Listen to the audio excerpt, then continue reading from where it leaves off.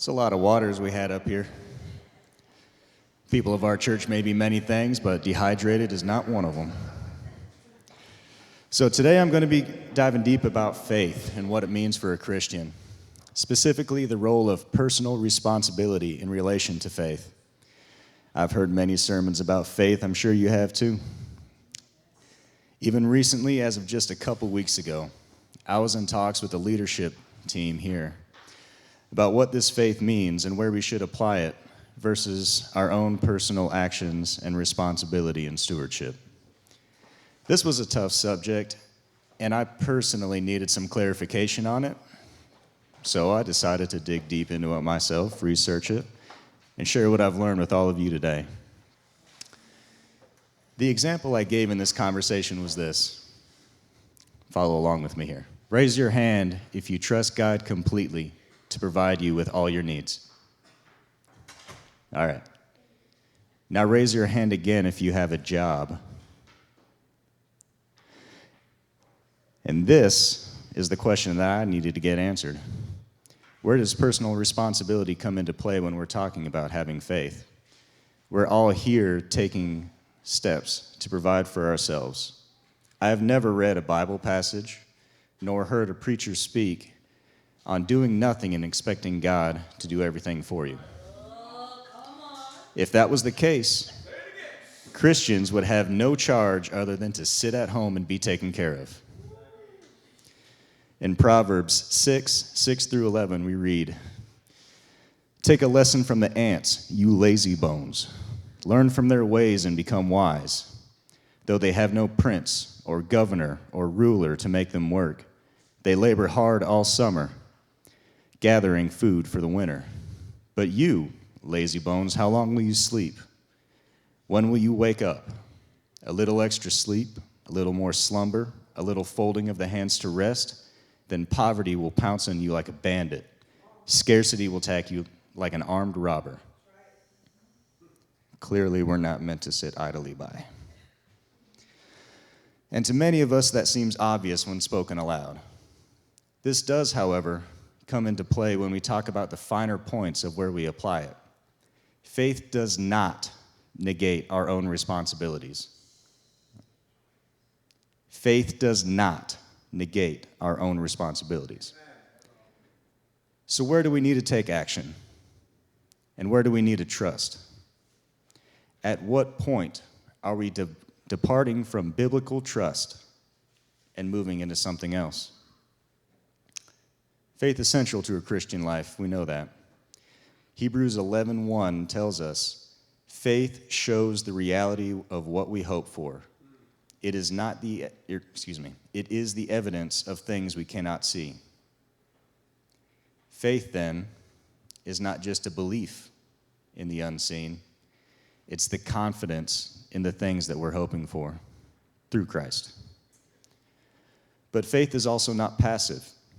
It's active, it's real, and it's lived out in our day-to-day. And that's where it gets complicated.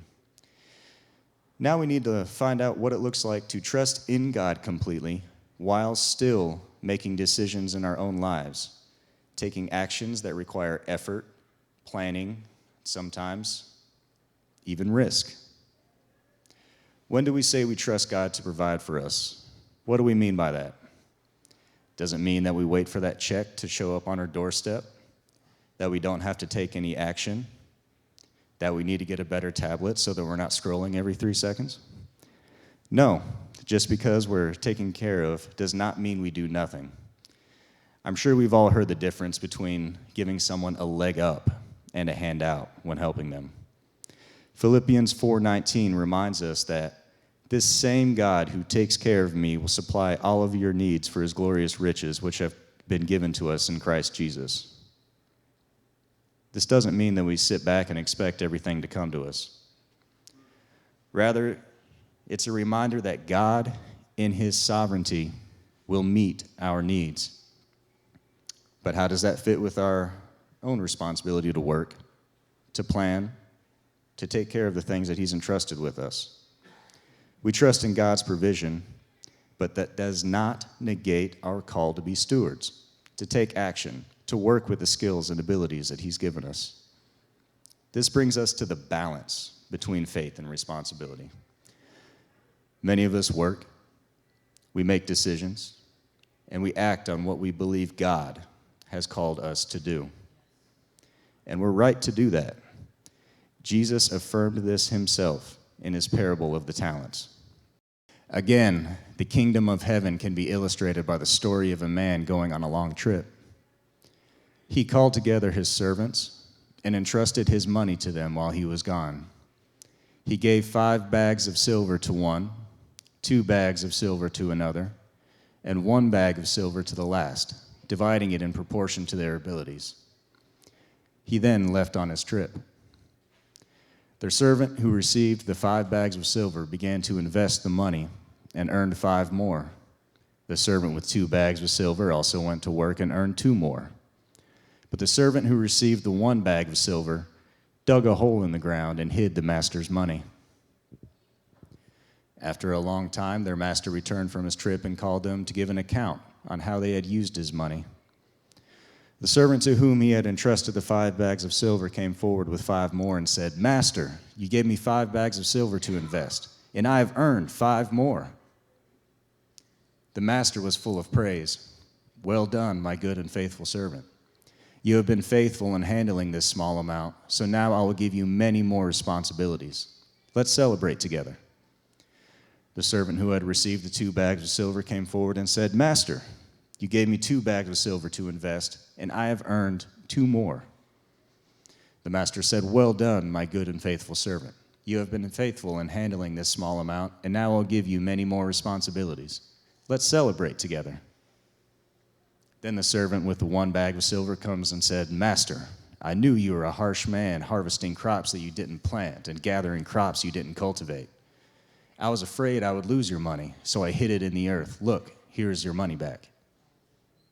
But the master replied, "You wicked and lazy servant. If you knew I harvested crops I didn't plant and gathered crops I didn't cultivate, why didn't you deposit my money in the bank? At least I could have gotten some interest on it."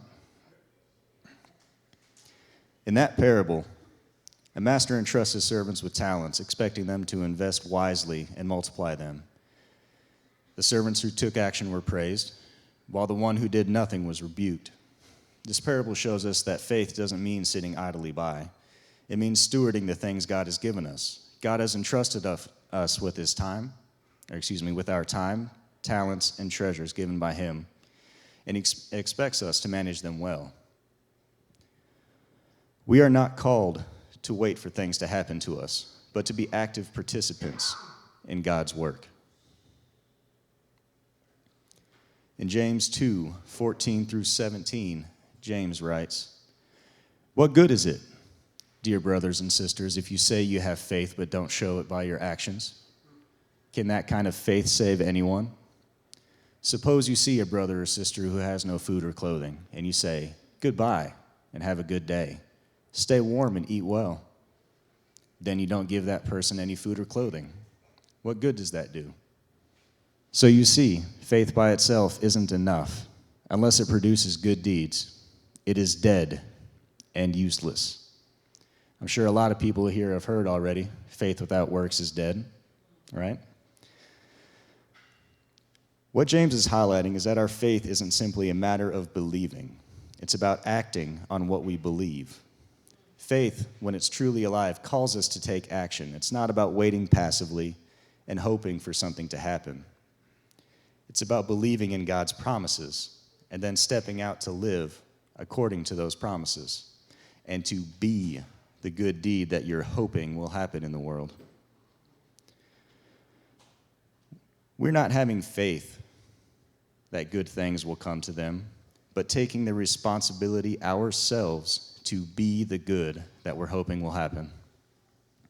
And here's where it all comes together. Proverbs 3:5-6 reminds us that trust in the Lord with all your heart. Do not depend on your own understanding. Seek his will in all that you do, and he will show you what path to take. I'm going to read verse 6 again. Seek his will in all that you do, and he will show you the path to take. While we're called to act, we're also called to trust in God's wisdom and guidance. In everything we do, we must acknowledge him. This is the balance. We take action, we take responsibility, but we do not do so apart from God's leading. We do not do so apart from God's leading. Our faith isn't in our ability to do things our own. It's in God's guidance and provision, even as we take steps to fulfill our responsibilities. So, when do we cross the line from faith into recklessness? Uh-oh, I said faith can be reckless.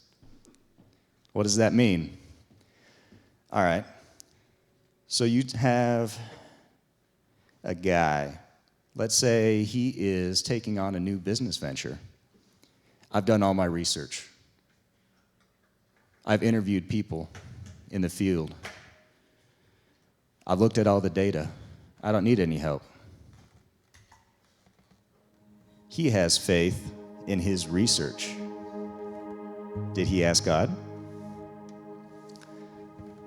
Some people are emotional.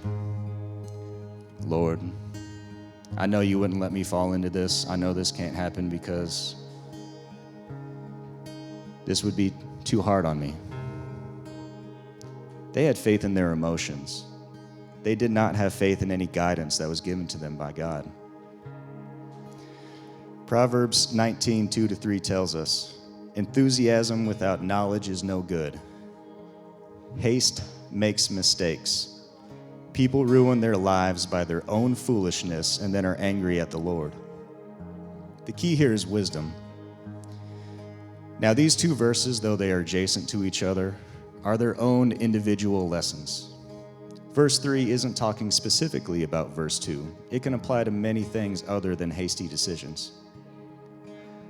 It can be excitement for that business opportunity that you stake much of your resources in that falls through, causing you to blame God because you had faith without seeking his guidance.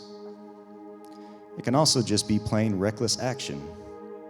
It can even be the result of a tragedy, and an emotional attachment causes you to hold on to something you should have let go of. Because you didn't seek wisdom during the action, things fall through, and the only reaction is to blame God instead of looking at your own choices. In each one of these scenarios, it's easy to say, I don't need to worry. I have faith that this will turn out well. Where was that faith placed? Should you have had that faith to begin with? Or should you have looked to God to see if that's where your faith should have been placed? You didn't act on faith in the Lord. You acted on the faith of your personal desires. Faith is not about acting rashly, emotionally, or impulsively, but about taking wise, thoughtful action based on what we know God has called us to do. It's possible to step into foolishness if we act without discernment or patience. God doesn't want us to rush ahead on our own without seeking his will first.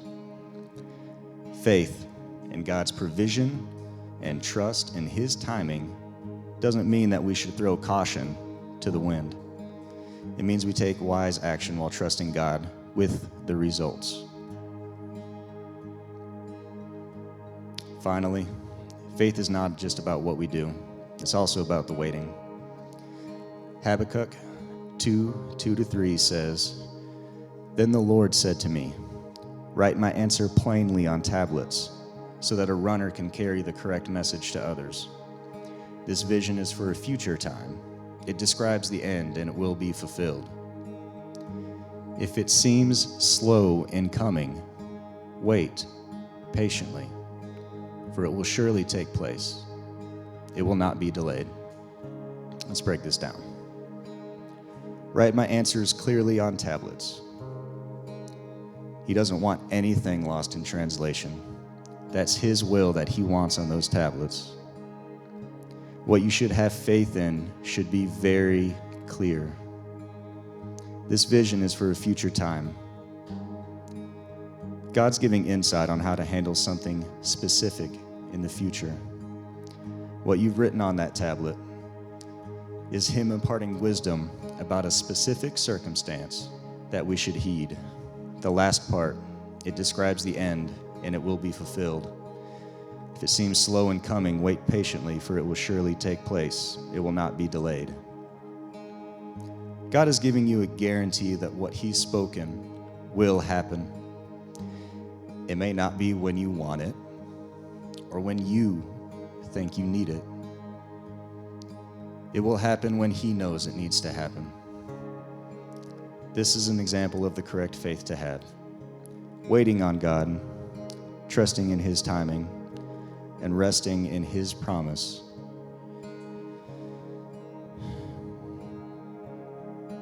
That's a kind of active faith. We trust that He's working even when we don't see the immediate results. So where does that leave us with the original question I posed of where does personal responsibility come into play when having faith?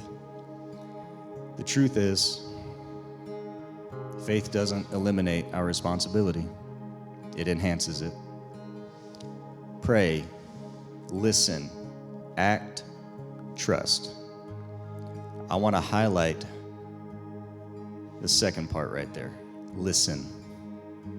Often we pray, we act, and we trust.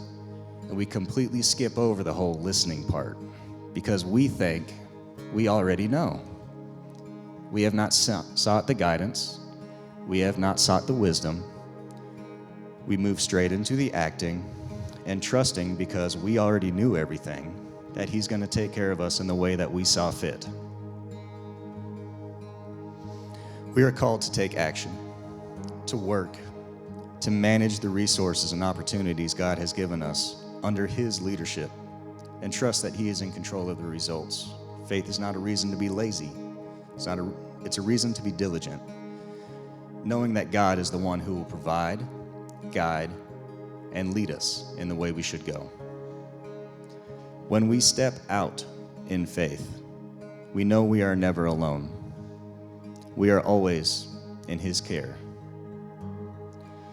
When we trust God with our needs, we take responsibility for what we can do, and we trust Him and wait for Him for the rest. It's about balance, and this balance can only be found in wisdom, and this wisdom can be found only in seeking His will. It's not either or, it's both and. We act in wisdom and faith, and we trust God in all things, knowing that He and He alone is worthy of that faith.